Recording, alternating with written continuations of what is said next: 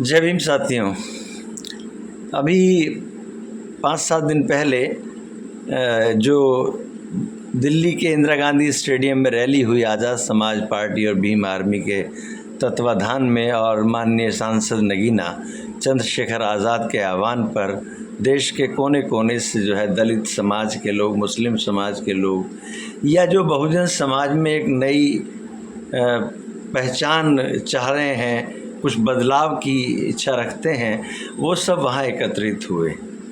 तो ये रैली पहले प्रस्तावित थी रामलीला मैदान के लिए, लेकिन किसी कारणों से, जिसको हम सुरक्षात्मक कारण कह सकते हैं, कुछ भी कारण कह सकते हैं, या केंद्र सरकार की गलत नीतियों का या शोषणकारी नीतियों का शिकार होते हुए इस रैली की परमिशन वहाँ से कैंसिल कर दी गई। खैर, ये मेरा बिंदु नहीं है। बिंदु ये है कि मेरा जितने भी इस रैली के बाद से लोगों से मुलाकात हुई, बातचीत हुई, चाहे वो किसी भी राजनीतिक पार्टी के रहे हों, लेकिन किसी ने कोई एतराज़, कोई बात इसके बारे में नहीं कही है।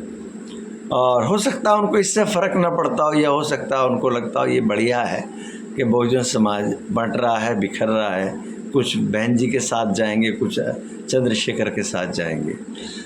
तो ये एक अलग बात हो सकती है, इसलिए उन्होंने कुछ ना कहा हो।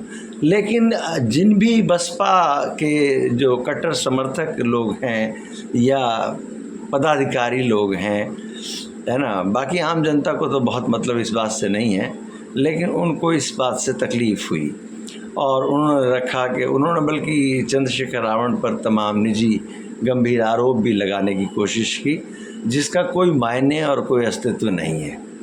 ठीक है, अब बात ये आती है कि इस पर बसपा को एतराज़ क्यों है।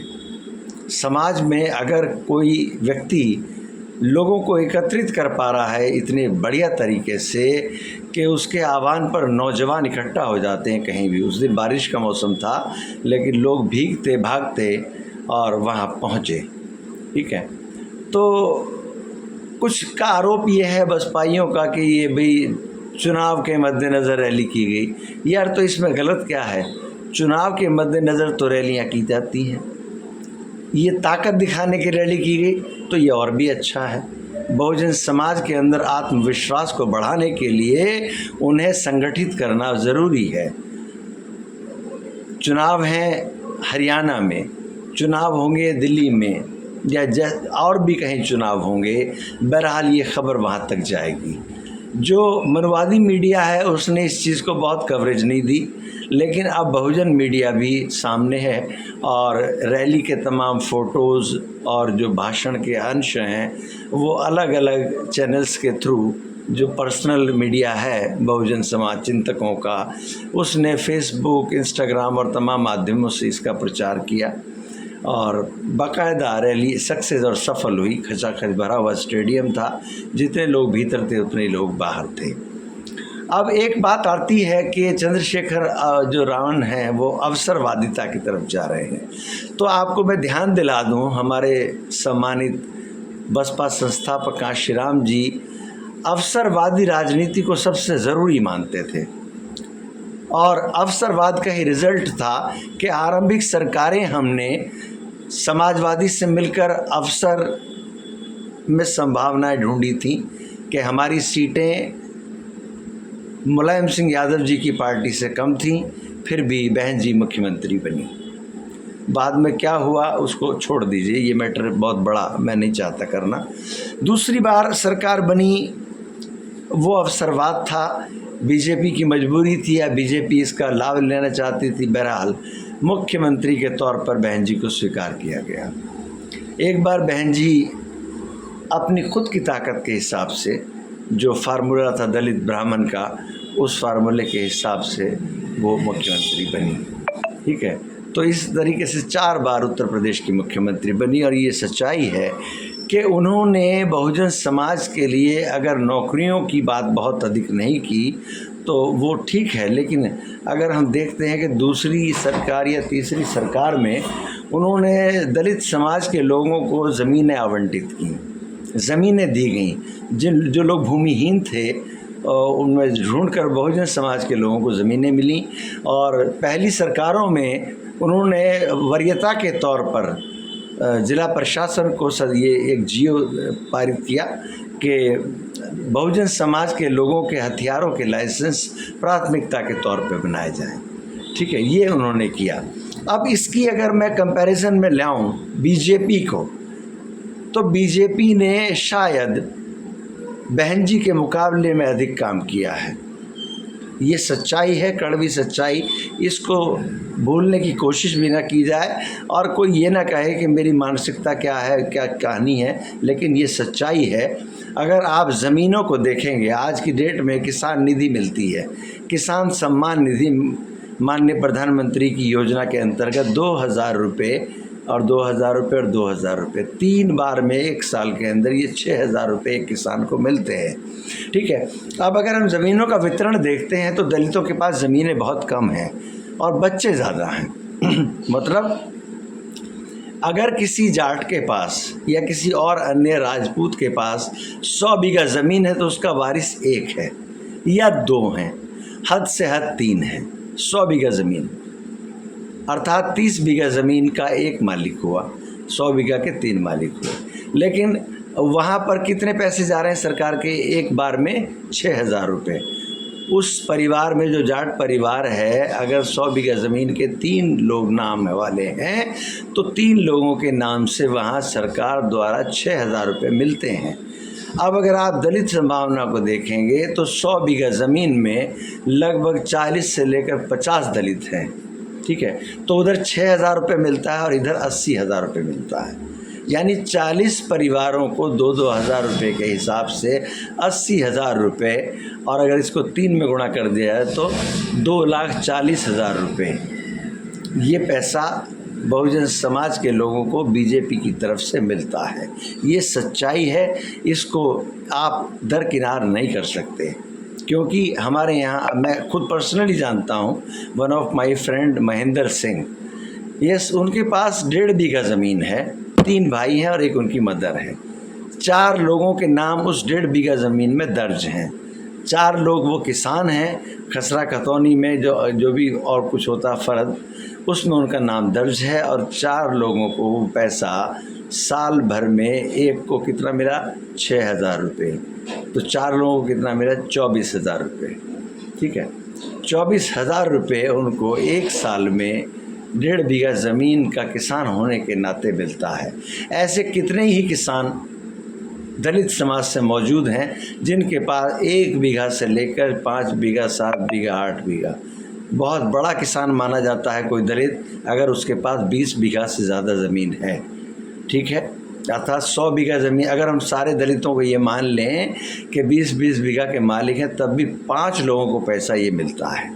ठीक है, उसी तरीके से और तमाम योजनाएं हैं, चाहे वो प्रधानमंत्री आवास योजना हो, चाहे वो जो घर में टॉयलेट्स बने हों उसकी योजना हो, चाहे कोई और योजना हो, इन लोगों को लाभ मिला है। इससे कोई भी परहेज़ बात को कहने से नहीं किया जा सकता।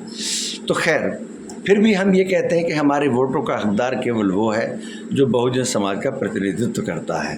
तो ऐसी स्थिति में अब आप देखिए, कुछ लोग पूछते हैं कमज़ोर कर रहे हैं बसपा को, आज़ाद समाज पार्टी बसपा को कमज़ोर कर रही है।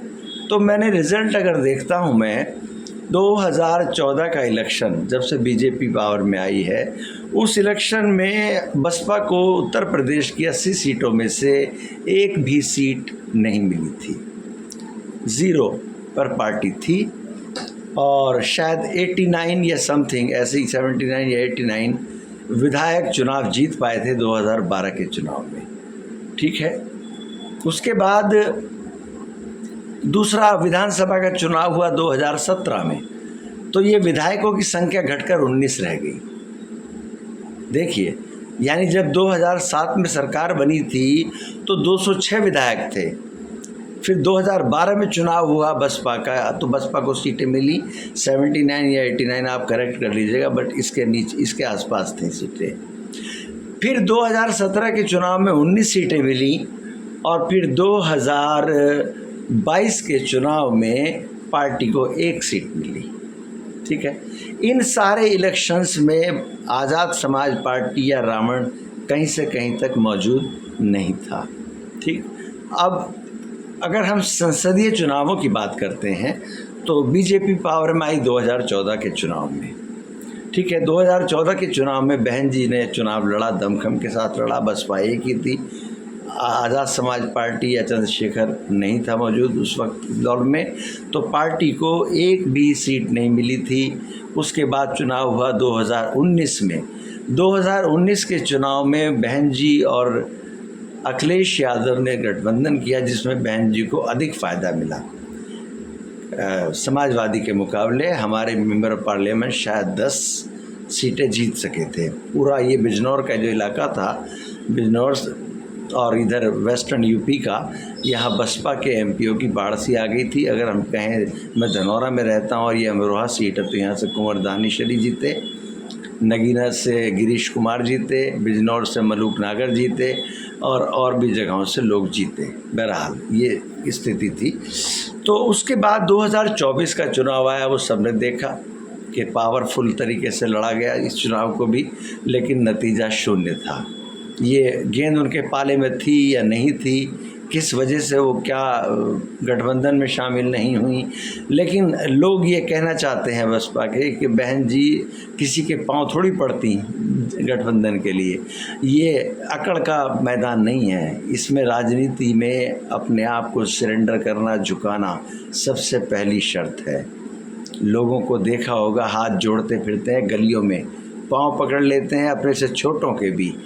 तो यहाँ बड़ी से बड़ी पार्टियाँ अगर चाहती होंगी या नहीं चाहती होंगी, आपने कितना प्रयास किया गठबंधन में शामिल होने का, जबकि बहन जी के द्वारा पहले ही घोषणा कर दी गई थी तमाम माध्यमों से कि हम इस संसदीय चुनाव को अकेले लड़ेंगे, बसपा किसी के साथ मिलकर चुनाव नहीं लड़ेगी। और आपने कांग्रेस को और समाजवादी पार्टी को बीजेपी से भी ज़्यादा घटिया और बहुजन समाज के लिए नुकसानदायक बताते रहे कंटिन्यू। ऐसी कंडीशन में हो सकता है उस तरफ से आपकी तरफ हाथ ना बढ़ाया गया हो, लेकिन आप हाथ बढ़ाते तो हो सकता है कोई मना भी ना कर पाता हो, क्योंकि इतना तो दलित समाज भी महसूस करता है। तो इस परिस्थिति में भी हम आज़ाद समाज पार्टी को ये नहीं कहेंगे कि उसने बहुजन समाज के वोटों को बिखेरने की कोशिश की, क्योंकि चंद्रशेखर की आज़ाद समाज पार्टी ने केवल 2 सीटों पर चुनाव लड़ा, बाकी 78 सीटों पर चुनाव नहीं लड़ा। और आपने इतना भी नहीं किया कि एक भी सीट जो है नगीना वाली सीट से चलो ओवरलुक करने में चंद्रशेखर ने यहाँ से पर्चा भर दिया, हम यहाँ अपना कैंडिडेट नहीं उतारते। आपने अंतिम क्षण तक ये पूरी कोशिश की, आकाश आनंद के माध्यम से और तमाम बड़े बड़े बसपा के पदाधिकारियों के माध्यम से, कि वो दुष्प्रचार करें और इस सीट को हरवा दें। तो इस तरह की जो नीतियां हैं, इसको बहुजन समाज का युवा बर्दाश्त करने के मूड में नहीं है, और उसको ये लगता भी नहीं है ऐसा कि ये होना चाहिए। किसी को आपके बड़प्पन का ख्याल है, लेकिन आप बड़प्पन दिखाएं भी तो सही। आप बड़प्पन दिखाएंगे नहीं और आप उम्मीद करेंगे कि सब आगे पीछे रहें, ऐसा कभी नहीं होगा, और ऐसा आने वाले समय में तो बिल्कुल नहीं होगा। तो इसलिए मेरा तो ये निजी राय है मेरी कि अगर दोनों ही नेता अपने आप को नेता स्वीकार कर चुके हैं, तो एक प्लेटफार्म पर आने की कोशिश करें। पहल कोई भी करता हो, दूसरे को उसका स्वागत करना होगा। अगर आप मिटाने के चक्कर में लग गए हैं, तो फिर हो सकता है बहुजन समाज फिर तो देखेगा, जहां उसको उचित लगेगा, वोट ही तो देना है, दे दिया जाएगा। जितने हालात ख़राब आजकल की स्थिति में है, इससे ज़्यादा बुरे और क्या हो सकते हैं। इससे ज़्यादा बुरा तो और कुछ भी नहीं होगा, क्योंकि केवल राजनीतिक पार्टियां ही हमारे लिए कुछ करती हैं, ऐसा नहीं है। अभी देश के अंदर बहुजन समाज के आंदोलन को, मूवमेंट को दिशा देने के लिए सामाजिक संगठन भी मौजूद हैं। जैसे कि बाबा साहब की मूर्ति को नई जो संसद भवन बनाया गया, उसमें से रिप्लेस कर दिया गया। किसी पार्टी ने, ना ही आज़ाद समाज पार्टी ने, ना ही बहुजन समाज पार्टी ने, न किसी और ने इस पर कोई मांग उठाई है, कोई बाकायदा आंदोलन चलाया है, कुछ नहीं किया है, नथिंग।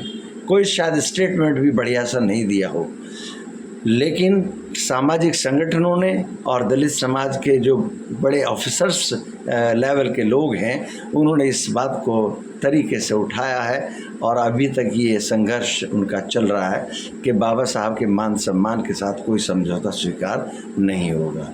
हो सकता है मेरी बात से किसी को क्षुब्धता आई हो, भावना आहत हुई हो, लेकिन फिर भी जो मुझे कहना था वो कहा, और जो आगे कहना होगा उसको मैं कहता रहूँगा। फ़िलहाल मेरा इतना कहना है कि जिस तरफ भी बहुजन समाज विचार कर ले तो पूरी तरीके से कर ले, ताकि ताकत दिखाने का जब मौका आए 2027 में तो एकजुट होकर होना चाहिए, एकजुट। जय भीम, जय भारत।